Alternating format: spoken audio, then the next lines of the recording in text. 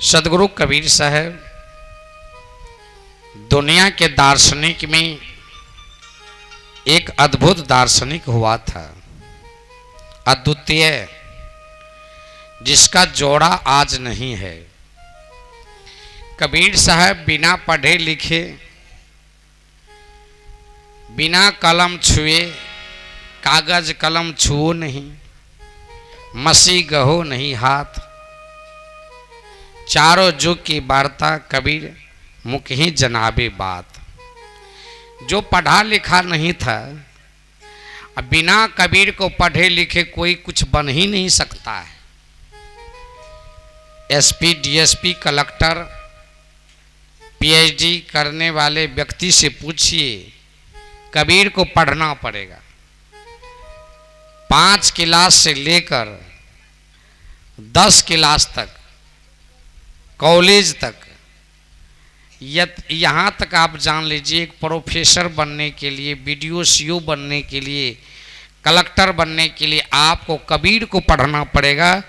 दूसरे कवि को पढ़ें या न पढ़ें, उससे कोई लेना देना नहीं है। यदि कबीर को आप नहीं पढ़ेंगे तो आप कुछ भी नहीं बन सकते।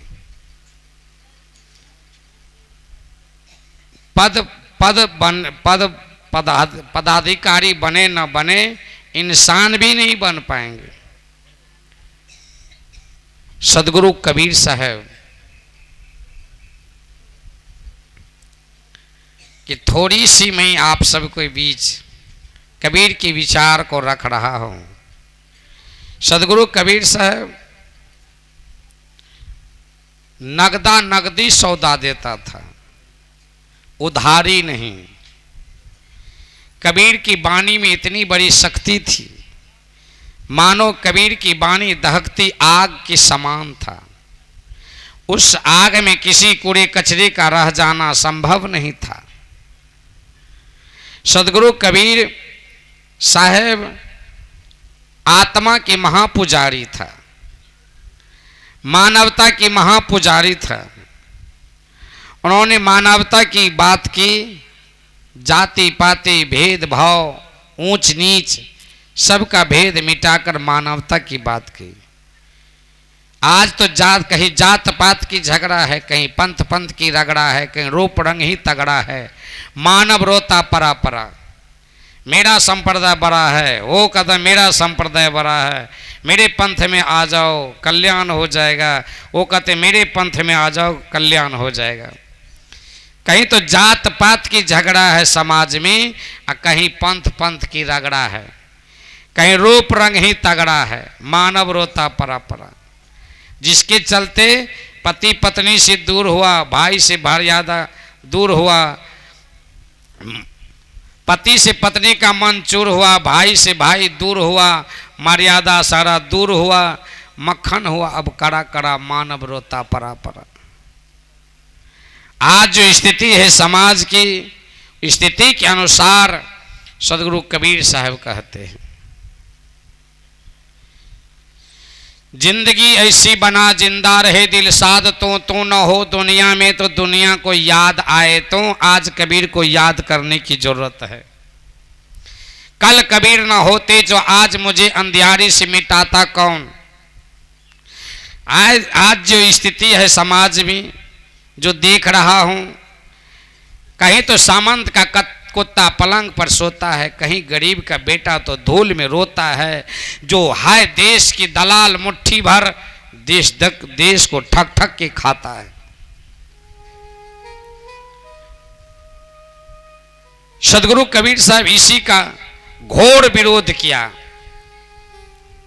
उन्होंने कहा, विरोध नहीं सत्य कहा।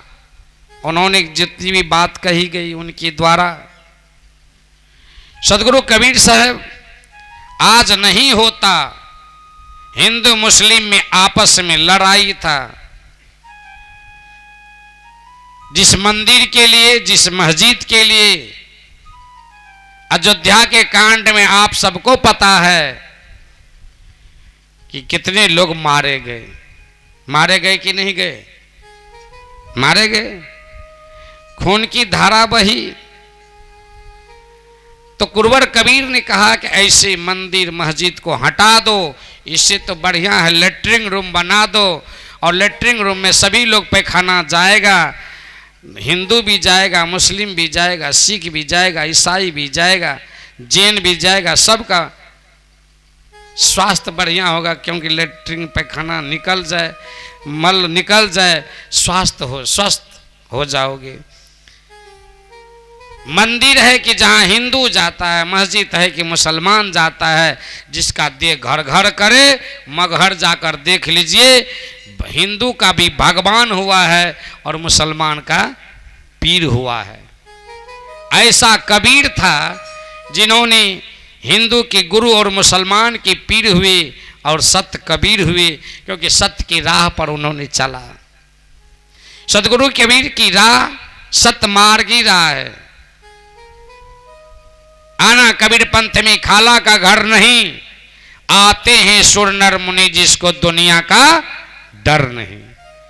आज जितना विश्व की बात करता हूं मैं, विश्व में जितने महंत हैं, संत हैं, आचार्य हैं, शास्त्री हैं, मंडलेश्वर हैं, बैरागी हैं, अगुवा हैं, जितने मिलकर सभी भारत के सभी महात्मा मिलकर उतना प्रचार नहीं कर सकता जितना प्रचार प्रसार सदगुरु कबीर साहब ने अकेले किया था।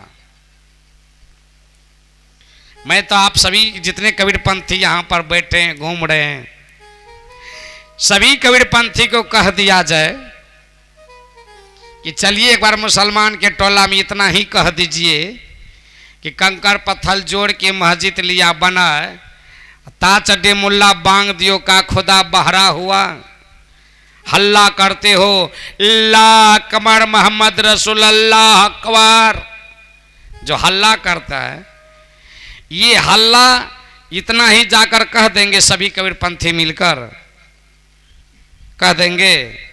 सदगुरु कबीर साहब अकेले साहस किया और मस्जिद पर जाकर कह दिया, कंकर पत्थर जोड़ के मस्जिद लिया बनाए, ताचड्डे मुल्ला बांग दियो का खुदा बहरा हो गया। तो हिंदू सोचा कि कबीर साहब हिंदू है क्योंकि मुसलमान को ललकार रहा है और फटकार रहा है। तो कबीर साहब हिंदू लोग चल ले आए कबीर साहब को मंदिर पर, यहाँ आज प्रवचन कर दीजिए। अरे आप तो हिंदू के पक्ष से कितना अच्छा बोले हैं, मस्जिद वाले को तो गुड्डी में उड़ा दिया, आप यहाँ प्रवचन कर दीजिए। तो सदगुरु कबीर साहब मंदिर पर प्रवचन करने के लिए तो उन्होंने कहा कि पत्थल पूजे तो हरी मिले, तो मैं पूजू पहाड़, इससे तो चक्की भली जो पीस खाए संसार। तो मुसलमानों को लगता है हमारा पक्ष में नहीं था तो हिंदुओं के पक्ष में नहीं हुए। आखिर कहीं कबीर साहब हिंदू है कि मुसलमान है?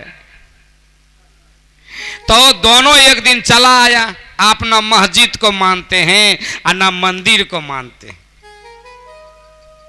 ना मंदिर को मानते हैं ना मस्जिद को मानते हैं, आप किसको मानते हैं?